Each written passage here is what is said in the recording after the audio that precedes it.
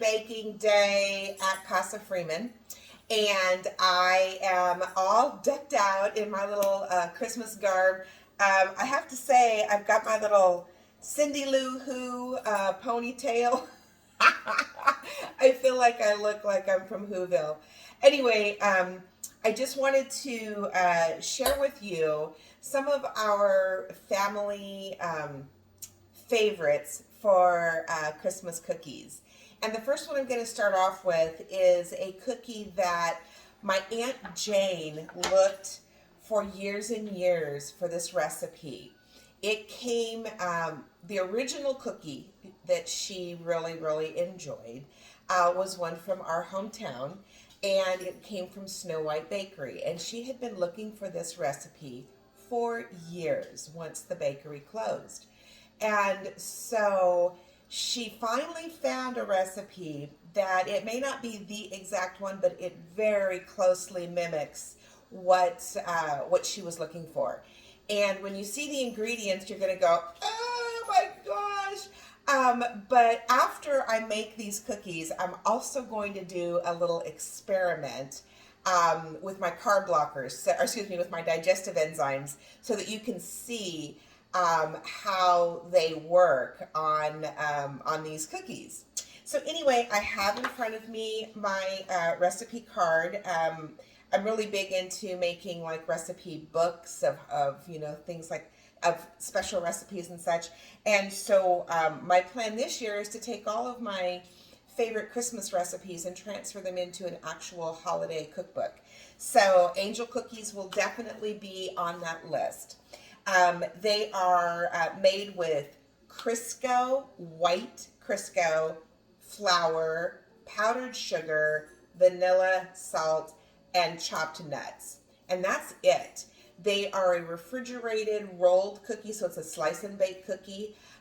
So you won't get to see everything start to finish, but I wanted to show you how they come together.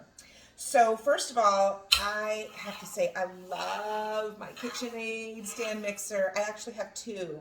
I started off with the artisan model where the head tilts up, and I actually have it over here on my side counter, and if I record my next cookie recipe, I'll probably use that one.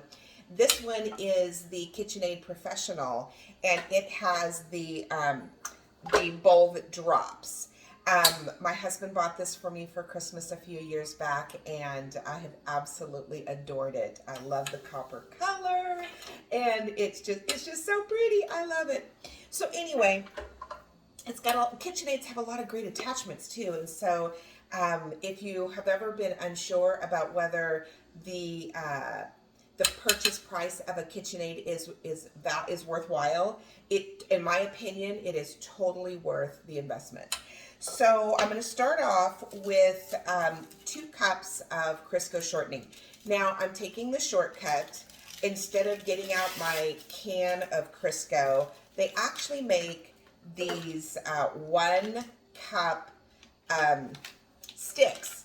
They have it in the butter flavored Crisco, and they have it in just the regular white Crisco. And it just saves time. Might be just a tiny bit just a tiny more expensive, but for me, I prefer it just because I don't like having to dig in and scrape and scoop and smush and everything else. So I think it is an investment worthwhile. So I've got 2 cups of the white Crisco. Now again, it's really important that you're using the white Crisco and not the butter flavored Crisco, because these cookies are supposed to be snow white, like little snow angels, and it will change the flavor if you were to use the butter flavored Crisco or shortening. The next thing that I put in is 3 cups of flour.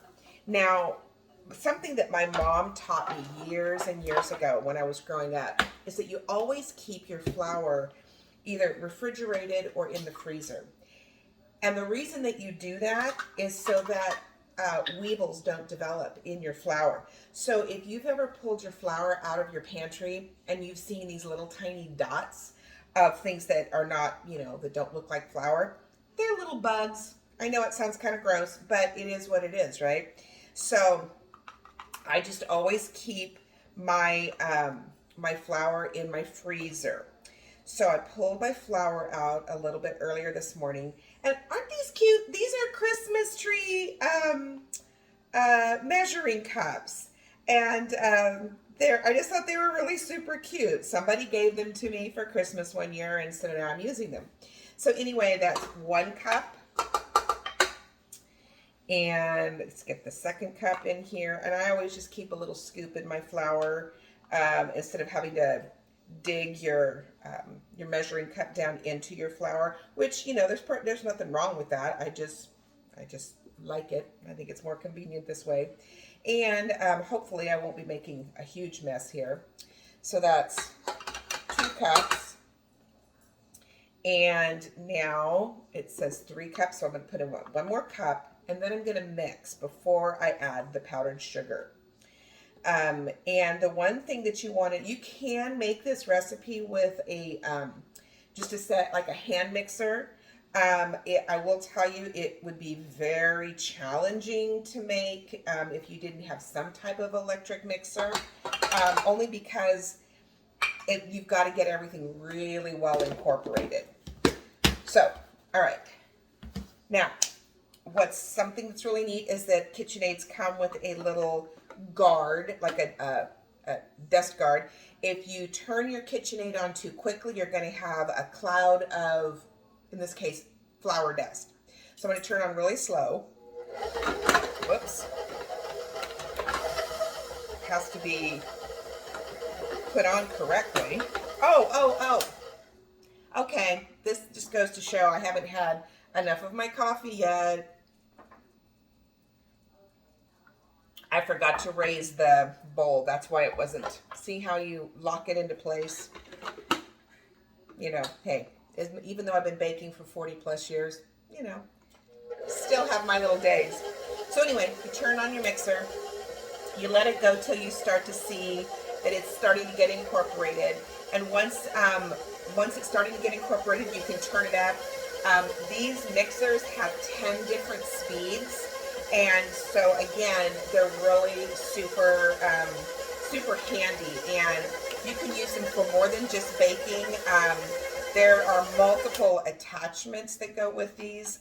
Like I had said before, you can add, there's a grater, a peeler, a slicer, a pasta attachment, a sausage making attachment. There's even like a sifter and weighted scale. I mean, and it all goes on this little front piece right here. Flips up and you just turn it right in. Okay, so it's not fully incorporated, but it's incorporated enough that now I can add my powdered sugar. Now, this calls for a lot of powdered sugar. It is 4.5 cups. So I'm going to put in 2 cups, mix it a little bit, and then put in the rest. And I'm pouring it over here because if I make a mess, I really don't want you to see the huge mess I'm making. Okay, so that's 1 cup and 2 cups. And usually a 1 pound box of powdered sugar is about 4.5 cups. This is a 2 pound bag. And anyway, so, okay, put the lid, raise the bowl, put the little dust guard on, and turn it on low again. You can kind of see some of the little powdered sugar clouds coming up, and that's on the lowest notch.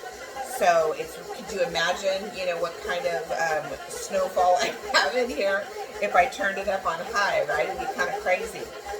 Now, if you are not an egg person, then this is a good recipe for you because there's no eggs in it at all. Before I add the rest of the powdered sugar, I'm going to go ahead and put in the salt and the vanilla. Now, it calls for 1 tablespoon of vanilla. And I don't know about you, but I mean, you can use imitation vanilla. I like to use real vanilla, but I also like to make my own.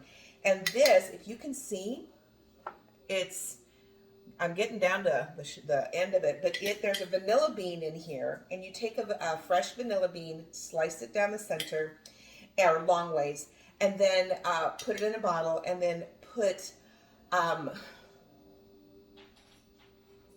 white rum. I had to think about it. White rum in here, and what happens is and you let it sit for like at least 6 weeks, and the vanilla steeps, the vanilla bean steeps, and it creates your vanilla, your fresh vanilla. Anyway, I really like it.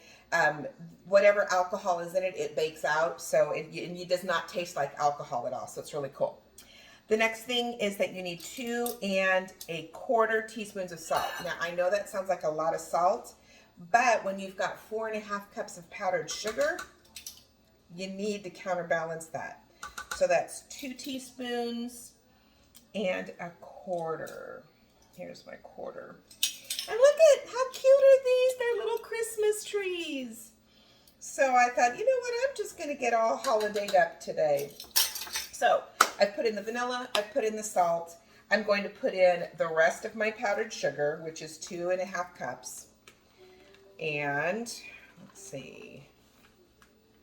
And kind of level that off. So that's 1 more.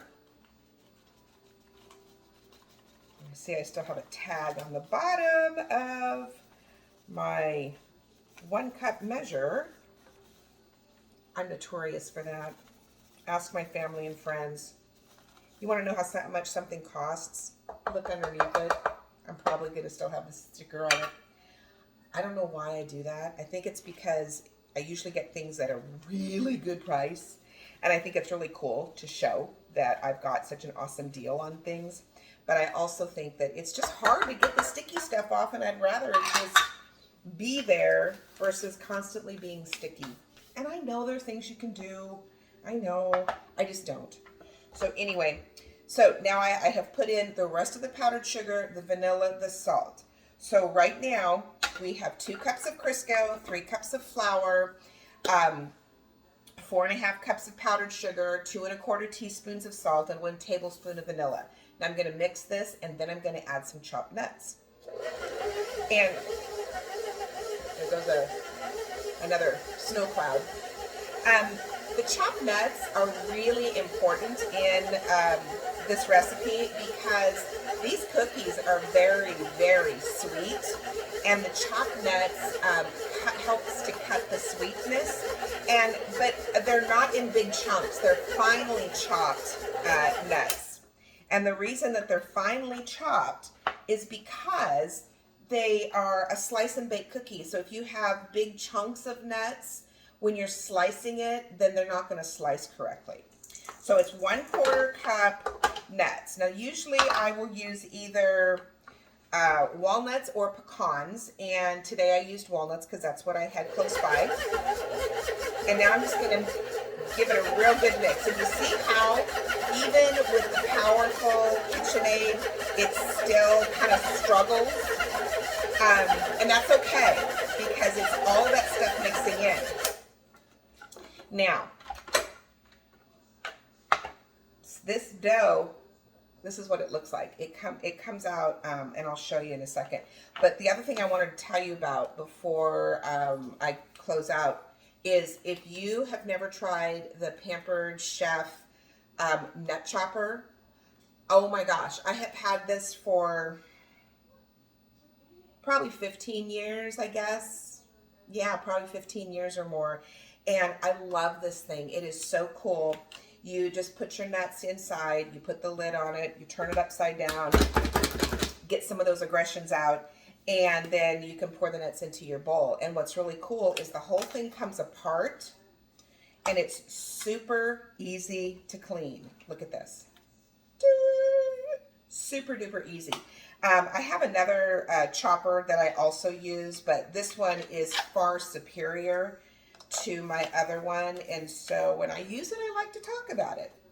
So the next things I'm going to do, and I'm going to go off camera to do this, I'm going to drink some more coffee, and then I'm going to take this dough and I'm going to roll it into logs and wrap it in waxed paper and stick it in the refrigerator. And it'll need to chill for a couple of hours before you slice it. You can make it up a day ahead and chill it overnight and slice and bake the cookies the next day.